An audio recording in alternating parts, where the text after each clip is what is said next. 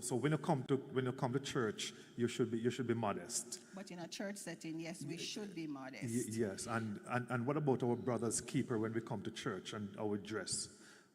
What does that have to do with how you dress to come to Right. church? So when we look, for example, at what Ellen White had to say on dress reform, we recognize that sometimes even what we consider okay for church is not necessarily okay.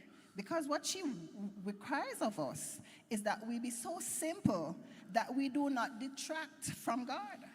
So if I have on the fanciest of hat in church, which was something that we wore back then, and if I have on the most fabulous dress, and I parade myself through church on a Sabbath, and you see me and not Christ, Yes. then I am quite likely not being modest. There is a problem. And so when God made Adam and Eve, he placed them in the Garden of Eden, and they were perfect, they were properly covered. When sin came, they were uncovered. And so Adam and Eve, they make clothes for themselves, but apparently they were skimpily attired. Right. Apparently they were skimpily attired. So God came and make a proper covering for them. So the idea is that our bodies are to be covered, Exactly.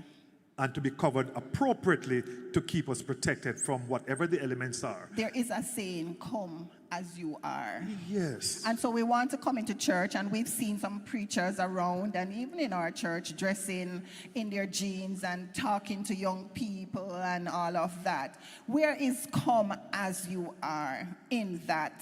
That sounds like it's very problematic, isn't it? You can't just come as you are, because if some people come as they are, it's not going to be a very good show, is it? Right.